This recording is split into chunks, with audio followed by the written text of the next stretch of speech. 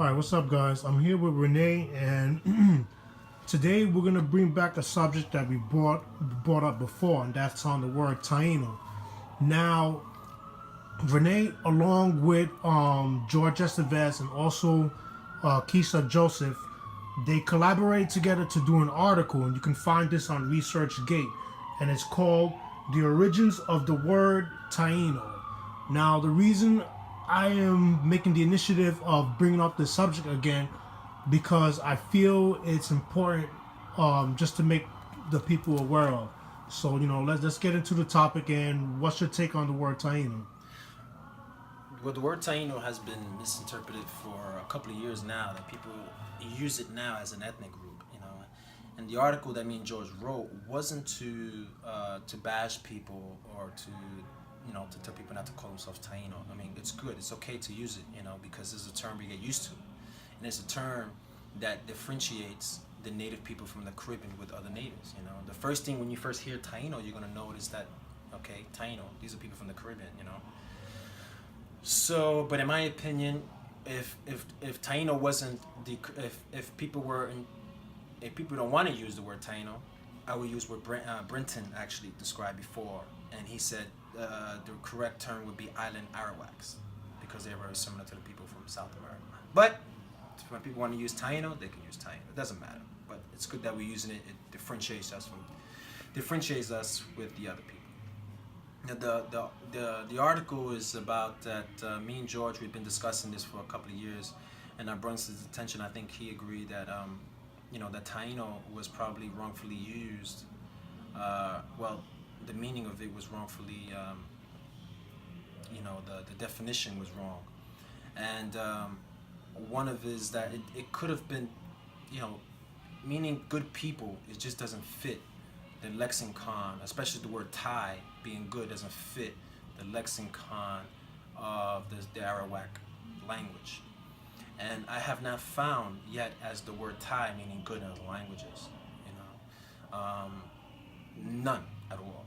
If Taino is so, very similar to people from South America, then how come Thai is not found in any of South American Arawak languages? Like Wahito, Lokono, there's many.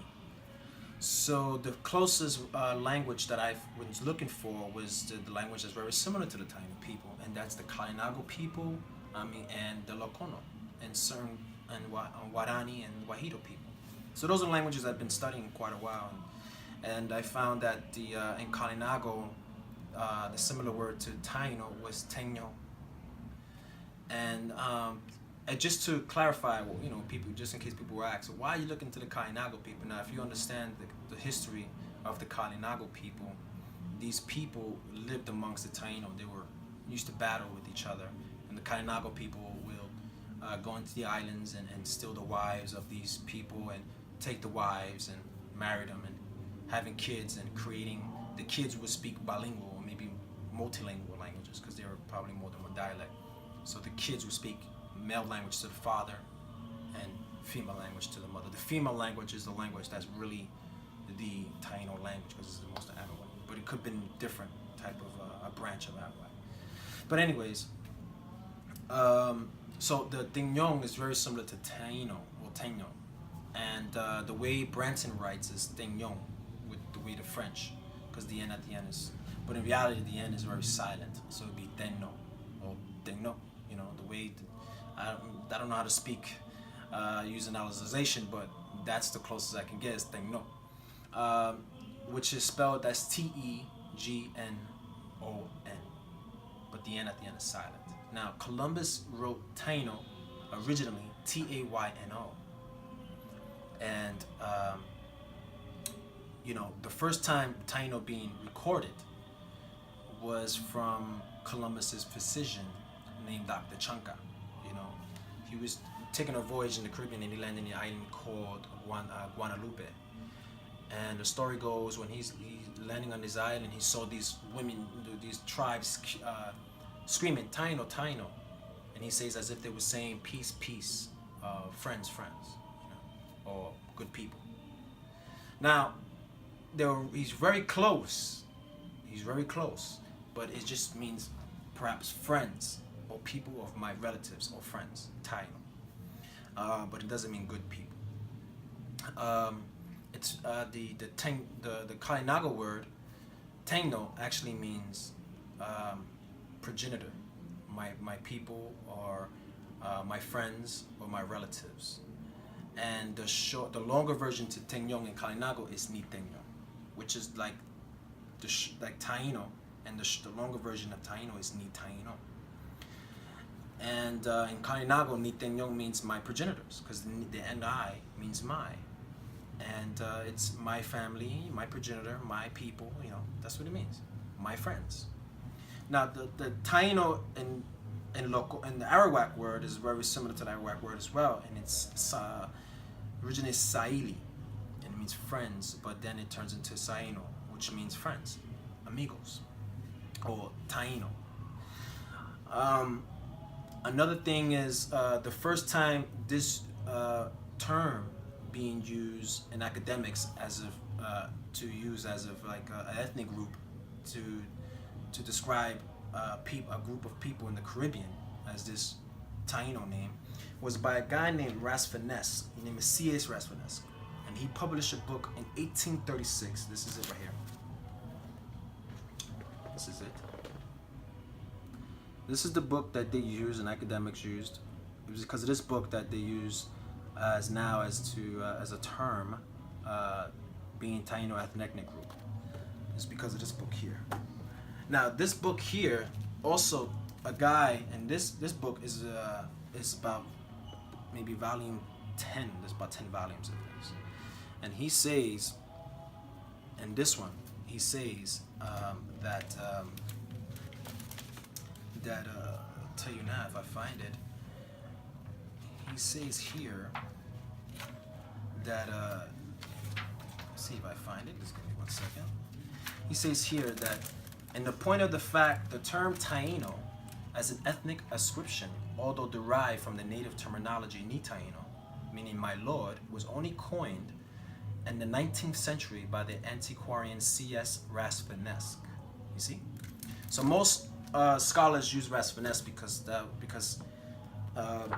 that's when they started using this term to describe people, the natives in the Caribbean. And the first time Ni Taino was being recorded was by Columbus when he first went to Quisqueya, or people want Dominican Republic or Haiti. And he was about this book here in his diary. I recommend this one. This one is about maybe 3 volumes. I have all 3. But this one is good because this guy he actually interprets the original text into the original English.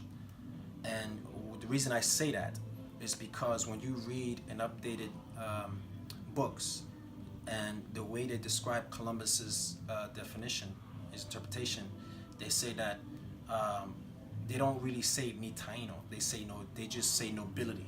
The definition is apparently the definition of Ni Taino. They don't say, the people say that they call themselves nobility. They never use the term Ni Taino. He does. And what he says is, this is actually the original journal, and he interprets this as when Columbus first arrived. He says, this village, he says, is almost 3 leagues to the southeast of Punta Santa. And as the canoes go rapidly with oars, they went ahead to make known to the Cacique that the Christians were, whether by the Cacique, they meant king or governor. I'm sorry, let me read that again. I kind of skipped the line. And as the canoes go rapidly with oars, they went ahead to make known to the Cacique that the Christians were coming. Up to that time, the admiral had not been able to understand whether by Cacique they meant king or governor. They also have another word for a great personage, and that is to say Ni Taino or Ni Taino. And he did not know whether it meant a hidalgo, governor, or judge. As you can see, Columbus really did not know what he was talking about, or the definition, and then this term Ni Taino being described as nobility is false, is inaccurate. It's just that, they use the term hidalgo here, and Hidalgo is a Spanish term meaning nobility. Phonetically, he says it here. He doesn't that he don't. He says it here. He says whether it meant a Hidalgo governor or judge. Hidalgo is an old Spanish term meaning nobility. Hidalgo is very similar to Taino. So they really think this, they seeing this Indian coming in with this feather with people behind him, and he's like the head guy, and they think he's some type of noble king, Yeah, real quick. It's interesting that you say that because in the article that you guys wrote, it says the Spanish were unable to communicate the Spanish were unable to truly communicate with the natives, mostly sign language and guesswork. Exactly, because they didn't speak, they didn't understand it. So we talking about a group of people who didn't speak a language, but they spoke a language, but they were really communicating using symbols and sign languages, And we talking about another. The Europeans were a group of people who were nothing, who only know about royalty, kingship, and nobility. So it did. Taino don't mean nobility, noble ones. So when I did it, I traced it with the Kainaga word, and this is the same as the Kainaga word. It means it's Niteno, and it means my progenitor, my people. So when he saw this guy coming in with chiefs and says who you are, he didn't mean he was noble. It just means these are my people, who you are, my people, my friends, my relatives, my progenitors. These are my people. And Columbus really had it wrong. The Europeans weren't great ethnographers. Panay wasn't great ethnographers. A great example is in one of Panay's account, he says that the Taínos called, well, he didn't say Taínos, but that the natives called this, when they fished, they use a specific fish that they call it pescado. Okay? And this pescado was suck on the shell, and they would fish, and they would catch the careo or the turtle. Now, pescado is not a native word; it's a Spanish word. Why would he say they call it pescado? The correct term of the native term of the fish that he's talking about was something called huaycan, and it's a sucker fish. They use this fish they put it in a hook, they throw it in, and this fish would go in deep water, and it would suck on the shell. It would stick on it, and it would pull up. It was probably one of the best things everybody's ever seen. These people were great fishermen, people. So anyways, so Panay it's not a great sauce, although you have to take it with a grain of salt. Columbus, you got to take it with a grain of salt. You have to read between the lines. You have to read and understand as if, like, if I was a native, what would I say? You got to think of it if you were there. And one thing is that the natives, they spoke using nasalization. Spanish they spoke using the tongue. A great example is when we say like borinquen. We're still using the Spanish. We roll the R's. It's Spanish influence. Natives never rolled the R. They never wrote this boriquen, boriquen, or whatever, or borique. So they never wrote the R's. So one guy who brought that to my attention was Jerry. Jerry actually brought him attention. That was a really good point that he made there.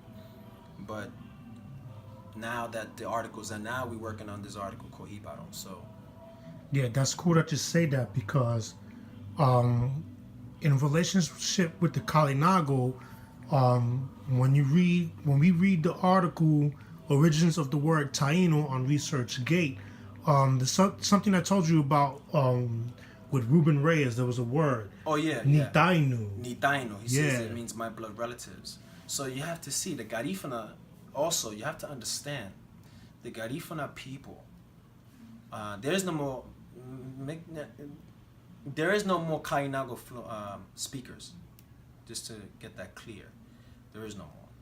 The only people that has very similar to our language, and then 70% of their language is full of Arawak language, maybe 80. It's the Garifuna people. So you have to look into it. I know a lot of people disagree that Ni Taino cannot, Ni Tainu, what Ruben Reyes says, not similar to Ni Taino. You can't. I think that's ridiculous. You know, if you look at it, you can see it's the same. It's the same thing. But it makes sense that it means my blood relatives because Ita means blood. So Nita means my blood, my people. You know. So one thing about just like for example, the Kainago people, they called Borinquen, Puerto Rico, 2 words, right? The male will call it Opamoing. Now one thing is that I'll let Jerry describe how that is pronounced, because he's the one that would describe how Opamoing would be pronounced as of using a French way. But Opamoing means like island of the blood. And the women call it Boriga. Boriga means, according to the Kainago people, the place of my ancestors, of my parents. You know, so you can see now. People will answer, why would they call it Opamoing, island of the blood? It's because it's the island of my relatives. Anything has to do with blood is the island of my relatives. Not that it was because there was war going on. You know, you have to understand the history of it. Another thing I want to point out is there's a book called Wild Majesties, and like I said, you have to look into the Kainagos and other people, other things about the Kainago people, because they were our closest relatives. And that book is the French accounts of their experiences with the natives in Saint Vincent and Dominica. That the people called and it says that their enemies were very similar to theirs. They called them Arawaques, whatever, I don't know how to pronounce the name, but Rarougues, I believe. And I brought it off to Keisha Joseph's attention, and she said that it means Arawak. So, you know, if the Taino people had their name correct, and the Kainago people had our name correct, can it be that we are actually Arawaques or Island Arawaks? It's possible. Now, the Taino people did get the Kainago names correct, and that was when Columbus actually it's here. In this account, I'm not gonna look for it because it's too much it's a kind of a big book. But in here, he describes that when he first encountered the Tainos from the Dominican Republic, and that they actually told him that they thought that he was Tacaninas or Nakanimas or Nakanibas. And remember, the Europeans didn't understand what these people are talking, how they spoke, okay? And this is where the misconception of the word Caribe comes from, Carib. But what they were saying was Galina, not Carib, Caribe. Remember, he said as if they were saying Canima or Caniba. It's Galina. Galina was actually a real indigenous word from South America that the Caribs are really called, or the Kainago, and Kalina or Kalinago. You understand? Right. So that's the word that they were saying. So the Taino people knew the name of these people. So if we knew the name of them, they knew the name of ours. Yeah, that's showing how important that we have to study these languages in order to put these things in the proper context. But I want to go back into the article, and in the article, you guys talk about the prefix Thai. The prefix Thai is not found in any of the closely related languages of the Circum-Caribbean region, which would be the classic Taino, Kalinago, Garifuna, Locono, and Wayu, right? But we do find the prefix Thai among the Warao. Based upon the linguistic evidence cited in the article, we find that the prefix Thai doesn't mean good. Exactly.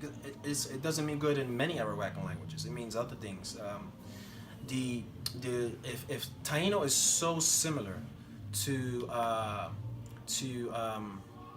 Locono, then we will to Arawakan languages, then we will find this Thai connection. But the only word that's very similar to Thai and Kalinago is Tao. And Tao actually means good, but it actually is more going towards as muchas gracias. But it's the same, just like a good gesture. You know what I'm saying? Like thank you. You know, it's a good gesture. But it's also like a good. And tau means in Kainago allow or ow. It means good. The only word that means good in the Kalinago language and also in the Lokono language, or Arawak language. Kalinago has han. It's the only word that indicates with the word Kali of good. Han, good. You know, that's what han is. Han means good. Lokono has the same word. It's san. San means good. So you can see how there's connection between these languages. It's Arawak. Garifuna, they say buiti. You know, I have not found han in it, but they say buiti. Buiti it means good, but that's very interesting how they say buiti. We're still working on that one. Why you say is ana, as in like anagaona, they say ana, good. But there is no other word Thai in South American languages to indicate that this prefix or suffix means good. So that's one evidence that to suggest that Thai doesn't mean good, you know, at all. Yeah, that's a good one. Talking about Niteno and Nitenyon, we see like there's a lot of similarities. With the only difference is if we take away the French grammar, that we see that it's still the same word being spoken. Exactly. You know, remember Brenton wrote I have his dictionary. I should have brought it out, but it's a 1666 dictionary that he used, and the same mistake the Spanish had, and the same mistake that they wrote down the languages kind of wrong in a way, very close but a little wrong. It's the same thing the French were doing when they recorded the Kainago languages. You know, they were speaking this tongue from using a French phonetic. You know, so instead of saying Niteno, it's Nitenyon. That's the way they were speaking.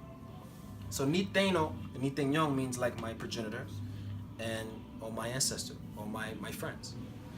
So you can't really go by, you know, the European perspective. You know, there's many there's many flaws and mistakes that they'd have, but it's good that you can correct those flaws, and that's what we're trying to do. We're trying to correct those flaws, and that's what Keisha. One of Keisha's issues is that, and she makes a great point, was, you know, we have to be very careful of how to use these words, because there are many words that are used that are not wrongfully written or not wrongfully pronounced, because it's coming from a European point of view, perspective, the way they speak it. So many of the words, you have to be careful of how to how we utilize it. And it's the same thing. If she's saying in the Kainago, it's the same way we have to think of it in the Taino. Yeah, that's a good one. I just want to cite something real quick from the article, and I think it's pretty deep with what you're talking about. It says, given the multiple of the indigenous chiefdoms, villages, and community Caribbean-wide, it makes it absolutely no sense that there was one single name for the people we call Taino today. They were a very large, diverse, and widely dispersed population comprising non-tribal, multi-ethnic, multicultural groups of people whom anthropologists say were the cusp of evolving into a nation state when the Spaniards arrived on the scene and put a screaming halt to their political, economic, and cultural expansion. Their languages were Arawakan based, and the landscape of the Caribbean islands. Now, due to the close but not dispersed proximity to each other, the individual groups must have appeared quite similar to each other in the eyes of the Spaniards. Yeah, you know, before the Spaniards came is where they started putting titles. You know, it's because of them we have this title of Taino, and it's not really a title for us. Not to say that we cannot use it. It's okay to use it because it differentiates us with other native groups. You know, once you hear the word Taino, you're already gonna realize that it's from the Caribbean. but we have to look between our closest languages. We have to, and that's the Kalinago, the Lokono, the Wayu, the Guarani, all those languages that's closest to us. You know, there are some Central American influences there, but it's minuscule. It's not much of a big word. It's minuscule. But I can show you, there's many of them. Huracan could be, because the Mayans say Huracan, they say Huracan, you know. But one thing I want to tell you is that this is how you can see the evidence of how close of the Taino and the Kalinago are. Even the mythologies are very the same. But remember, we're talking about people, the Spanish recorded the Tainos, French recorded the Kalinagos. Is that in the mythology of Yokahu is very similar to the Kalinagos group Loco, or because the Loco is very similar to the South American name of Locono, and Loco means man. The same as Kalinago in the mythology, the first man born was a man named Loco. He came from the sky. And the L and the Y is sometimes used as Yoko, Yokahu or Yokohu, Loco. It's the same. And in the story of Kalinago, Loco was born coming from the sky. He was born from nothing. He was born from the sky. And he had like a virgin birth, if you want to call it. You know, he was just born from the sky. He was born from this goddess from the heavens. And the story of Atabe is the goddess mother. She's the universal mother. She's the god of waters. So Yokahu being born from the goddess mother from the sky is the same story as Loco, Yoko. This is where in Puerto Rico and at Yunque there's this place called Loquillo. It's Loco, Loquillo, Yoquillo, Yoko, Yokahu. It's where the influence comes. The only thing is a Loquillo is a little Spanish twist to it. We just have the guillo in it, you know. There's the indigenous word is local, you know. That's it. But this is where the influence comes from. And the story of Loquillo is that his spirit protects people going to a yunque. He protects the yunque. You know, that's the story of it. One thing is I'm trying to work on is the word yunque as well, because yunque could be not to change what we were just talking about. I just want to put it out there that they say yunque could have been a Spanish word meaning anvil, but there is a word in Central America called yunque, which means a forest with moisture that can inhabit life. It's an indigenous mountain in Central America called yunque, and that's an indigenous word. It makes sense what a yunque is, you know. But that's the closest that I'm really working on now. All right, that's cool. So to close out, once again, I'm gonna shout out the article. The name of the article that was organized by Jorge Estevez, Rene Perez, and also Keisha Joseph is called The Origins of the Word Taino, and you can find that on ResearchGate, and I'll post the link below on the video. All right, peace.